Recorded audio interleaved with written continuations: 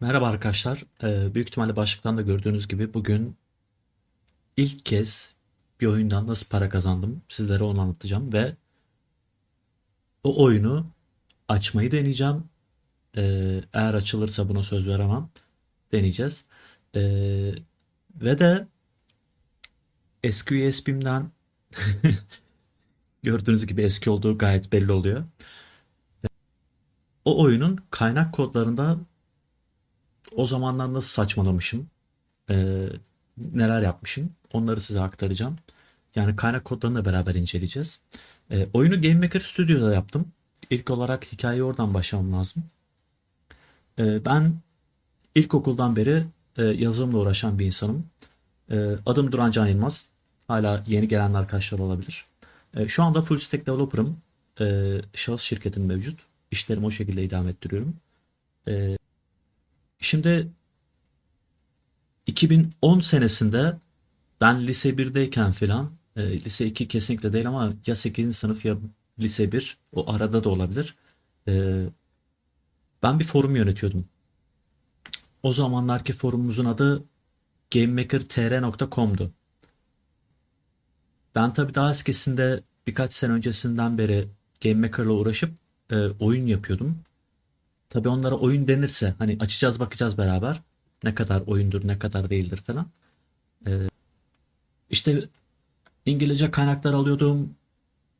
İlkokul 8'deki İngilizce bilgimle onları çeviriyordum. Yalan yanlış. Onları işte tekrar kendim deneyimliyordum. Önce deneyimleyip sonra foruma konu açıyordum. İnsanlar da öğrensin, işte şey yapsınlar, kendilerini geliştirsinler falan fıstık diye. Çünkü o zamanlar Unity'nin U'su bile yok. Unreal Engine zaten kimse bilmiyor piyasada, sektörde. Hani bilen insanların sayısı çok az.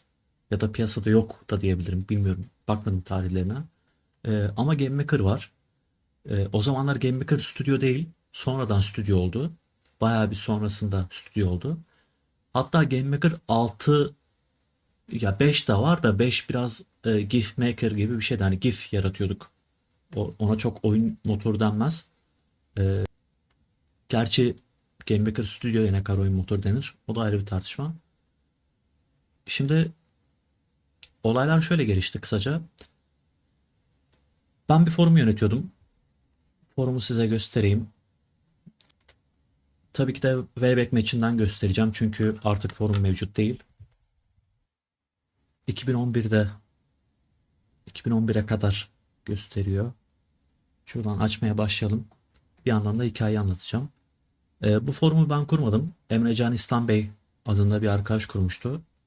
Ee, Sağ olsun sonrasında benim forumla çok ilgilendiğimi falan görünce forumu bana devretmişti. Yani hostingini, işte scriptini falan.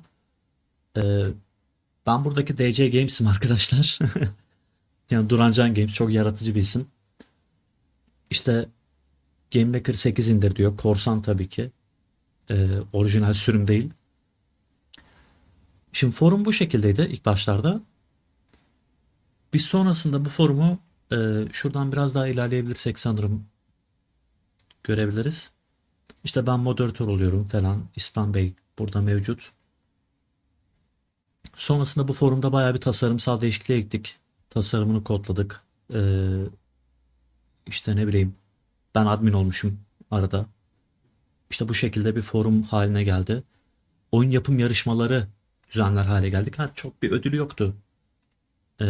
Çünkü ben de zaten liseye gidiyordum. Yani ne ödül verebilirim ki? Yani neyim var ki ne verebilirim gibi.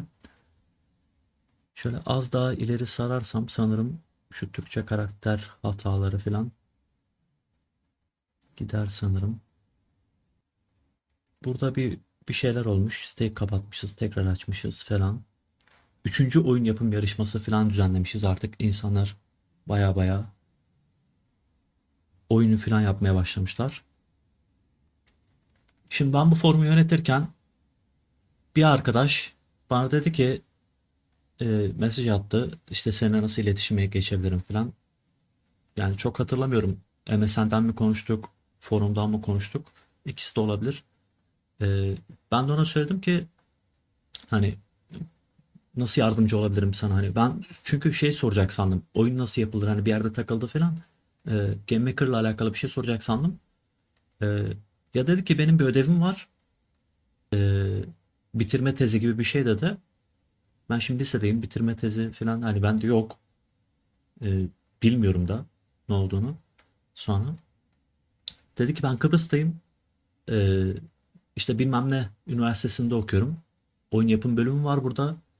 Ee, Çok şaşırmıştım. Bir üniversitede oyun yapım bölümünün olmasına bayağı şaşırmıştım. Çünkü yani o zamanlarda Türkiye'de oyunla alakalı herhangi bir sektör yoktu. Yani şöyle bir sektör vardı sadece.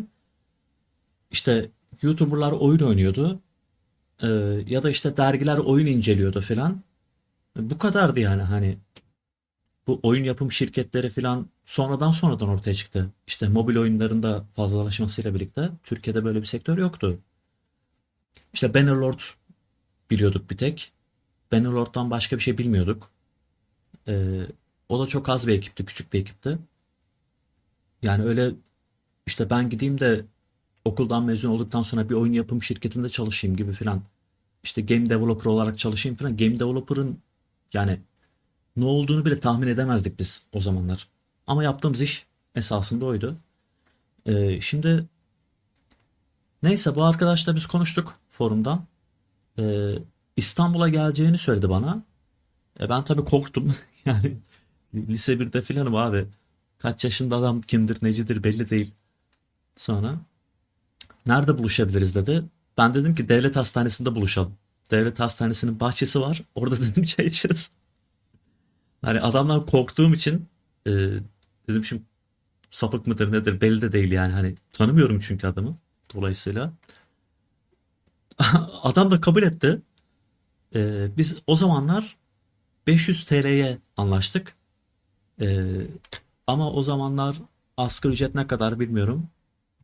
Bir bakmam gerekiyor. Yani 760 TL'ymiş. Biz 500 TL falan anlaşmıştık. Bayağı da iyi bir rakam. Yani o zamanlar çünkü dolar kaç? Ona da bir bakayım. Ya 1.40 falan işte 1.45. Sonrasında 500 TL iyi bir rakam. Ben öğrenciyim. Forum zar zor ayakta duruyor. Çünkü masrafı çok fazla. Herhangi bir reklam yok forumda. İşte reklam koymak da istemiyorduk. Son anlarına kadar forumun. Son anlarında koydum mecburen ama gene de kapandı. O başka bir konu. Ee, Giderleri çok fazla. Hani dedim en azından ya işte foruma yatırım yaparım. Game Maker Studio, Game Maker'ı o zamankini lisanslı satın alırım. Ee, işte bu şekilde kendimi geliştiririm falan. Sonrasında neler oldu? Bu arkadaşımız bir e, platform oyunu yaptırmak istedi bana. Şimdi ben şöyle dosyaları büyüteyim. Bu dosyaları bu USB'den çıkardım arkadaşlar. Şöyle görebileceğiniz üzere. Game Maker 8 yazıyor ve iş diye ayırmışım. İkisini de göstereceğim. Öncelikle işi açmak istiyorum. Sizi daha fazla bekletmemek için. Ha bu arada 2013 falan yazdığına takılmayın buralarda. Çünkü bunlar benim bilgisayarımda olan dosyalarda eski bilgisayarımda. Eski bilgisayardan USB attığım tarih. Şimdi dosyaları gerçekten hiç hatırlamıyorum. O yüzden şöyle sizinle beraber inceleyeceğim.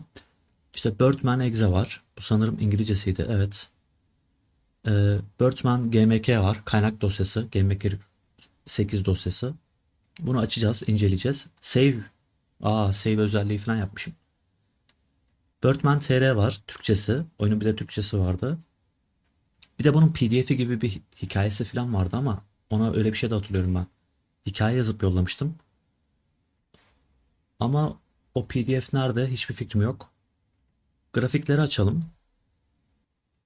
Grafikler OBJ alt tire canavar sınır about altın asansör bekleme sola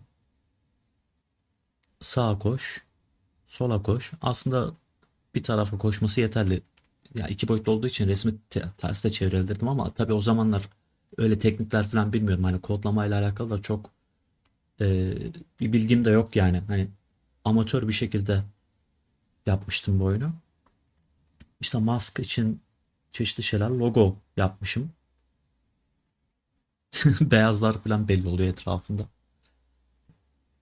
Geri gelelim şöyle. 4 tane sesimiz var. Coin efekti falan. Bıçak. Ha evet, bu oyunda bıçak vardı. Ay. Evet. Türkçesini açalım ya. Türkçeden başlayalım. Bakalım çalıştırırsa. Oyun 3 megabayt bu arada arkadaşlar. Gördüğünüz gibi. Ha, çalıştırdı. Bunu nasıl hareket ettiriyorum? A, D ve W. W zıplıyor bu arada. Hazır mısın? Tamam. Tamam. Game Maker bu arada sesi kısacağım. Çünkü telif falan diyebiliriz. Bilmiyorum bu ses. Yani nereden almışım, nereden bulmuşum falan hiçbir fikrim yok gerçekten. Ee, O zamanlar bu tamam butonunu değiştiremiyorduk Game Maker 8'de. Burada sesi biraz açmak istiyorum. Çünkü şunlar evet bu şekilde bence güzel ya. Yani aha alamadım onu. Aa düştüm. 3 canımdan 2 tane kaldı. Aa altınları baştan alabiliyorum. Güzel böyle altın kasalım. Onu da aldım şimdi. Yalnız su efekti falan yani efekt mefek yok orada sadece kare objeler var yani hani tile setler var orada sadece. Hani efektin E'si yok suda filan hani shader mader asla öyle bir şey yok zaten. Şu gölge efekti de şey değil. Herhangi bir shader değil. Zaten açıp bakarız birazdan. Kaynak kodlarına. İşte en yakındaki objelerin işte visibility'sini bir yap. Uzaktakileri ona göre düşür. Hani uzaklığına göre mantığıyla yapılmış. Şurada bir şey düşüyordu. Evet hatırlıyorum hala. Bu bölümü de bitireyim. Evet şurada da bir şey düşüyordu. Ah kaybettim ya. Şu altınları almadan bitirebiliyorduk galiba da. Bir de öyle deneyeyim. Şurada bir fake atmam lazım. Aha, attım. Tüm altınları toplamalısın. Ha. Üzdü. Gerçekten üzdü. Bu video umarım şu arkadaki dandik müzikten dolayı telif yemez. Yerse bir daha çeker miyim? Hiçbir fikrim yok. Aa, şuradaki kılıcı alıp fırlatabiliyorduk galiba. Güzel bunları aldık. Şunun altında kalınca da ölüyordum galiba ya. Öyle bir şey de hatırlıyorum. Alamadım. Daha oraya kadar inmiyor mu? Şuradan ineyim. Tebrikler. Artık bir kılıca sahipsin. Space tuşu veya mouse tuşuyla fırlatabilirsin. Oo, sınırsız fırlatabiliyor. Sınırsız fırlatmam güzel. Yani. Şuraya nasıl atlayacağım? Ha, en yukarıdan. Bak platform yapıyoruz ya o zamanlar bu sporu. Buraya gizli duvar mı koymuşum? Şurada da bir şey düşecek. Güzel. Aa can da aldım. Güzel bak can koymuşum buraya düşünün. Hayda testere falan bir şeyler var. Ha iyi aşağıdan geçeceğiz. Geçemedim. İyi deyip geçemem. Peki. Güzel. Bunların olduğu her yerde bir şey düşüyor. Bu şekilde. Bir de biraz sola doğru düşüyor ki. Yan diye yapmışım herhalde onu da. Abi keşke şu canavarları da opasitesini azaltsaymışım. Bu ne ya? Yaratık uçuyor gibi duruyor havada. Sınırsız bıçak. Güzel özellik ya. OP bayağı. Aha. Ha Nasip Aktaş. Şimdi hatırladım ismini. GameMakerTR.com diye buraya da yazmışım. Çıkış var mı peki bu oyunda? Bir de dandik bir hikayesi vardı onu da size açayım. Şu About'a geldiğimde. İşte Birdman'in gerçek hikayesi Bundan yaklaşık 1000 yıl önce başlamıştı. Ay, Türkçe'ye bak benim. Benim Türkçe'de yok o zamanlar. O zamanlarda Birdman'in gerçek ismi Isaac Kamen'di. Isaac Kamen çok iyi bir avcı, popüler birisiydi. Kıbrıs kralı olan Isaac Kamen bir gün Kıbrıs Girne Kalesi'nde avlanırken İngiltere kralı Kral Richard Kıbrıs'a savaş açtı.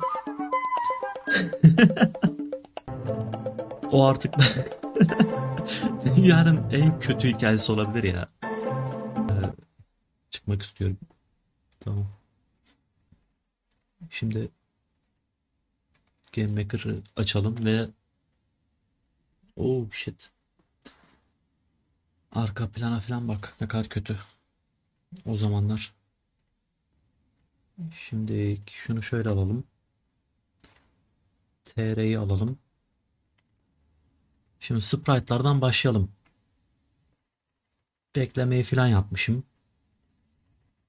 İşte koşması falan var. Başka neler var? İşte sesleri eklemişim. Background'ları eklemişim. Tile setlerimiz falan var burada. İşte fontlar var. Objeler var. Bir sürü de gereksiz obje de var. Mesela karakteri inceleyelim ya. Karakteri incelesek zaten yeter gibi. Aşağı yukarı. Create Event'i Game Maker'da bilmeyenler için anlatayım. Başlangıç eventi. Yani constructor gibi düşünebilirsiniz. Herhangi bir fonksiyondaki. Variableler diye bu değişkenler diye. İşte hız, yön, image speed, asansör öldür, asansör öldür aktif. Ne olduğuyla alakalı hiçbir fikrim yok.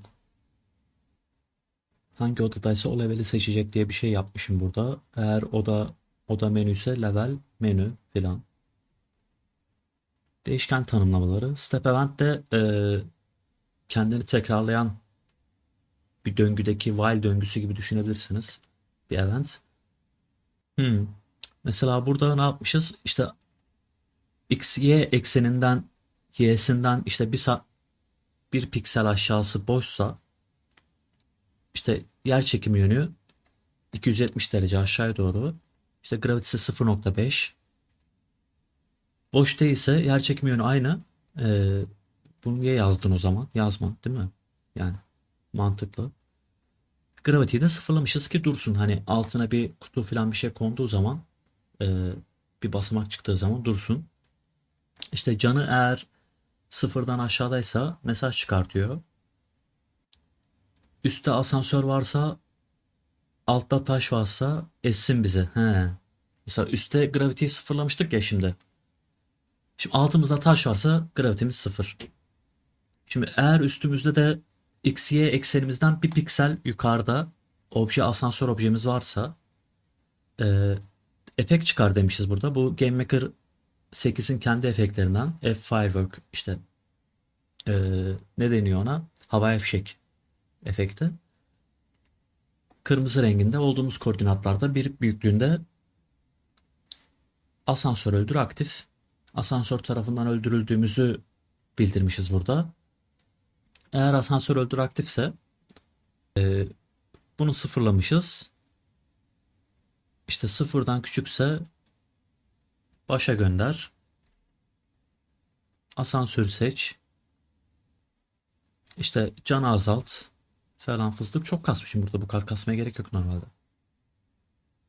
Yani can azalt dedikten sonra room restart desem gene aynı mantığa geliyordu. Çünkü altınlarda fark etmişsinizdir. Belki altınları toplamıştım ama öldüğüm zaman tekrardan altınlar tekrar çıkmıştı. Yani odada bir e, sirkülasyon yok. Yani devamlılık yok odada. Sirkülasyon değil de e, odayı tekrardan başlatsam asansör gene kaldığı yerden devam edecekti. Hani asansörün x, y koordinatlarını boş yere burada şey yapmışım. Ha, ESC'ye basınca Game Save özelliğiyle oyunu kaydettirmişim.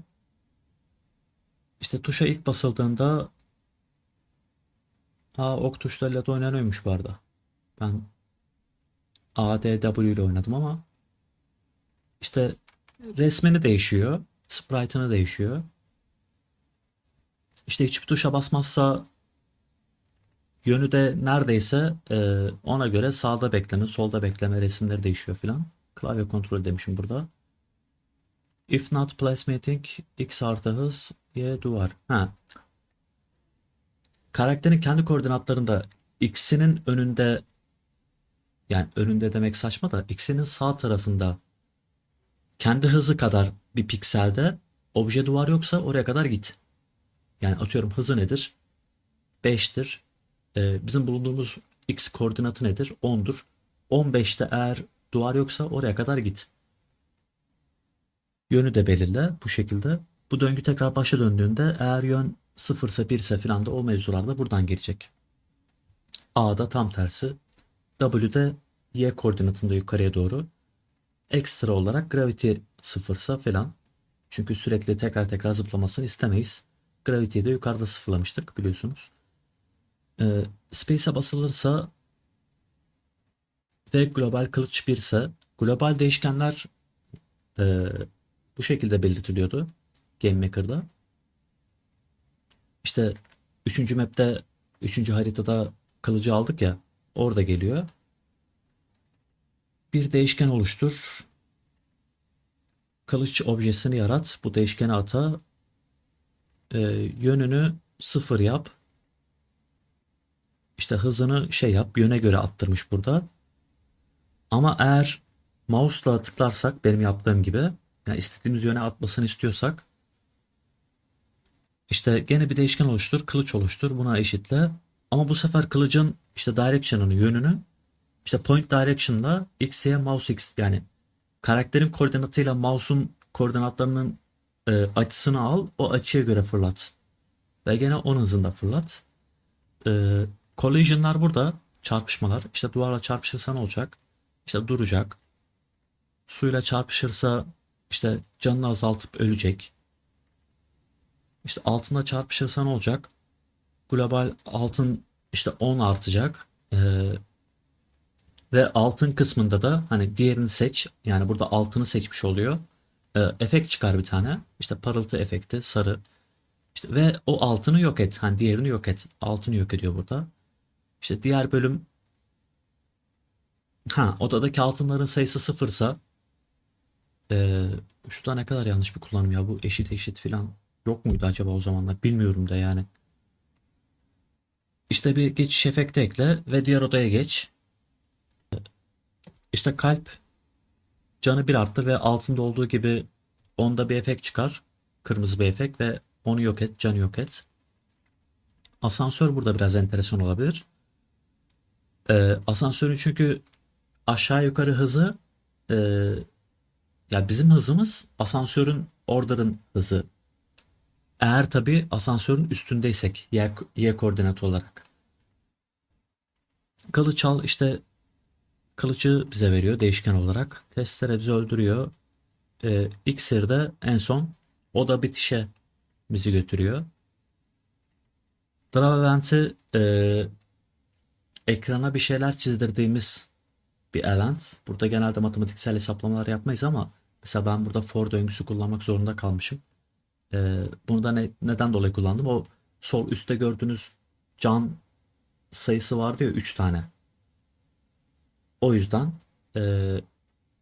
işte can sayısı kadar kaç tanesi, bende 3 tane olduğu için oraya 3 tane can çiziyordu. Aa, yazılar gölge falan da yapmışım. En son odalara da bakalım. Intro odamız burası. Logomuz var. Menü burası. Ups, orayı mahvettim. Aa, bu şekilde miydi bunda? Şuralara da görünmez bloklar koymuşum ki hani oradan çıkmasınlar diye. İşte birinci oda burası. Normalde de Views kısmından işte kamerayı ayarlıyorduk. Bizim gördüğümüz kısım burası aslında ama oda daha da büyük. Mesela buralarda görünmez şeyler var. Objeler var. Aslında mesela bakın şurada görünmez bir obje yok. Bu tileset. Ee, Tileset olduğu için de, şuradaki tileset olduğu için de e, bu burada duramaz mesela, ya da atıyorum şu kısımda duramaz. Buradan aşağı düşer. Şu siyah kutuların görünmez objelerin üstüne gelmesi lazım. O zamanlar tabii böyle çok milimetrik çalışmamışım. Tile setleri de şu şekilde ekliyorduk. Evet, shift'miş. Shift'le birden fazla ekleyebiliyorum. Bu şekilde ekliyorduk ama bunun herhangi bir şey yok yani. Bunun üstüne obje duvar objesini böyle koyup çekmem lazım ki onun üstüne durabilsin karakter. İkinci odamız burası. Burada yine görünmez objelerimiz var ama ne olduğunu buna nasıl tıklayacağım ben ya? Bunun hangi obje olduğunu nasıl bileceğim mesela? Bilmiyorum. Ha, şudur muhtemelen. Obje taş fırlatıcı. Muhtemelen odur. Çünkü tek sprite olmayan, görsel olmayan bir duvar var. Bir de obje taş fırlatıcı var. İşte üçüncü oda, dördüncü oda. Burada da şu testereler aşağı yukarı gidiyordu. Onu da nasıl yaptığımı en son olarak ona bakalım. Burada mesela kod kullanmamışım. GameMaker'da kod kullanmadan da oyun yapabiliyordunuz. İşte yukarı doğru 5 yönünde hareket et demişim. Hani bunu uğraşmak istemediğimden yapmamışım da büyük ihtimalle, yani yapamadığımdan değil de. Üstteki objeyle çarpıştığında, üstteki obje bu arada şöyle üçüncü, dördüncü oda mıydı? Dördüncü oda. Şu üstteki obje, bir de altında bir tane var. İkisi farklı objeler bunun. Obje testleri üst ve obje testleri alt diye geçiyor. Üsttekiyle çarpınca aşağı gel. Hani yönünü aşağı yap. Hızında herhangi bir değişiklik yok. Hızı aynı. İşte alttakiyle çarpınca da üste git. Yani bu kadar basit bir mantık. Muhtemelen bu yüzden kodla uğraşmak istememişimdir. Ya da bilmiyorum yani. Lise 1'deyken her şey olabilir. Bu şekilde arkadaşlar. Birdman benim bu işlerden ilk para kazandığım oyundu. Siz bu konuda ne düşünüyorsunuz? Yani siz oyun geliştiriyor musunuz? Unity mi kullanıyorsunuz? Bu arada ben artık Unity kullanıyorum projelerimde. Çok az limitli projelerde Game Maker Studio kullanıyorum. İki boyutlu falan böyle çok basit yapabileceğim şeylerde Game Maker Studio kullanıyorum. Onun haricinde Unity fazlasıyla yetiyor. Ee, Siz oyun yapıyor musunuz? Bir oyun şirketinde çalışıyor musunuz? Ya da böyle bir hayaliniz, hevesiniz var mı? Sizin ilk kazandığınız paralar nasıldı bu işlerden? Yorumlara yazabilirsiniz. Severek okurum. Beni izlediğiniz için teşekkür ederim. Takip ederseniz, abone olursanız yani ücretsiz bir şekilde çok sevinirim. Bunlar beni motive ediyor. Tekrar video atmamı sağlıyor. Teşekkürler izlediğiniz için.